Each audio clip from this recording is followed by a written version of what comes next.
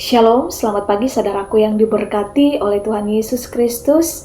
Kita berjumpa lagi dalam program Bertumbuh dan Berbuah.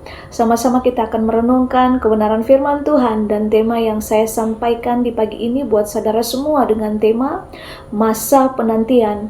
Kita mau belajar dari seorang tokoh di Alkitab yang bernama Simeon. Dia adalah seorang yang saleh, dia adalah seorang yang hidupnya benar. Dia taat dan setia menanti waktunya Tuhan. Menunggu adalah sesuatu yang tidak disukai oleh semua orang, terlebih buat orang di zaman modern ini. Dengan perkembangan teknologi yang sangat pesat, teknologi yang mendukung kecepatan akan semakin laku, dan yang lambat akan semakin ditinggalkan. Nah, mari kita mau belajar dari pribadi Simeon ini. Dalam kisah seputaran kelahiran Yesus, Natal, ada seorang tokoh yang mengajarkan kepada kita sebuah arti dari penantian. Dalam Lukas pasalnya yang kedua, ayatnya yang ke-21 sampai ayatnya yang ke-30. Ini kisah tentang Simeon ini. Simeon menanti kelepasan dari Allah bagi umat manusia. Ini adalah sebuah teladan yang sangat penting. Dalam sebuah masa penantian, kebenaran apakah yang dapat kita pelajari? Yang pertama, menunggu perlu kesetiaan. Dalam Lukas pasalnya yang kedua, ayatnya yang ke-25, di situ berkata, adalah di Yerusalem seorang bernama Simeon. Ia seorang yang benar dan saleh, yang menantikan penghiburan bagi Israel. Roh Kudus ada di atasnya. Siapakah Simeon?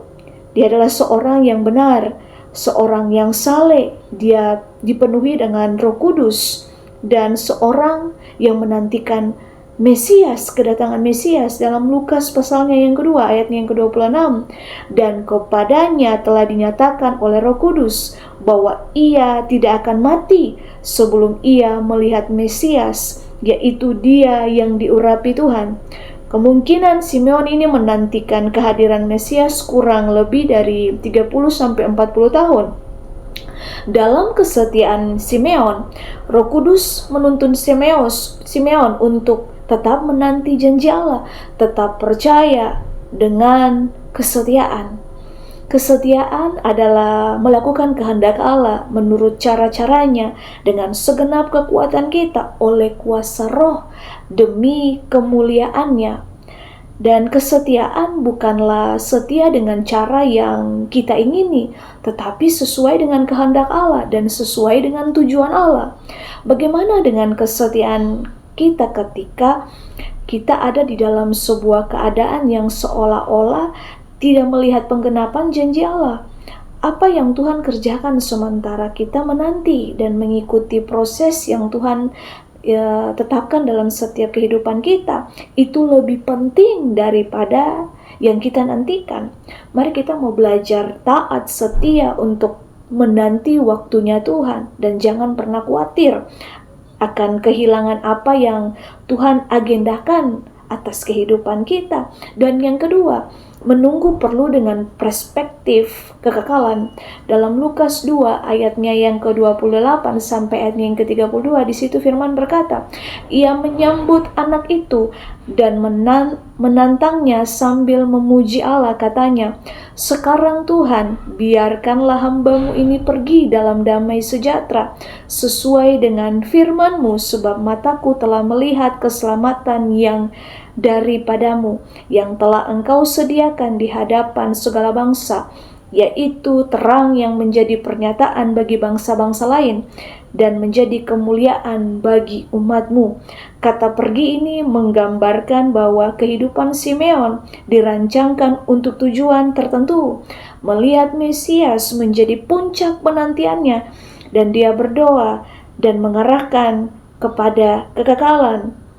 Penantian harus diarahkan kepada kekekalan.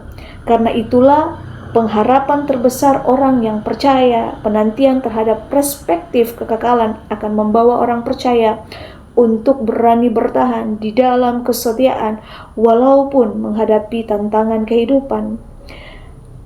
Saya sangat rindu untuk saudara semua mau sungguh-sungguh berakar, bertumbuh, berbuat dalam kebenaran firman. Dan biarlah kebenaran firman di pagi ini mau menguatkan setiap kita. Kita mau belajar dari seorang Simeon yang hidupnya saleh dan benar. Dan setiap kita hidup dalam penantian dan penggenapan janji Allah. Mari kita mau nantikan janji Allah dengan setia, walaupun itu tidak mudah. Lihatlah dengan kacamata kekekalan, karena semua penantian kita kepada janji Tuhan tidak akan pernah sia-sia. Tetap percaya, beriman dengan sungguh, dan tetap berjalan memandang Kristus, karena Dia berjanji bahwa rancangannya itu adalah rancangan damai sejahtera, dan janjinya selalu tepat pada waktunya. Tuhan Yesus memberkati. Immanuel.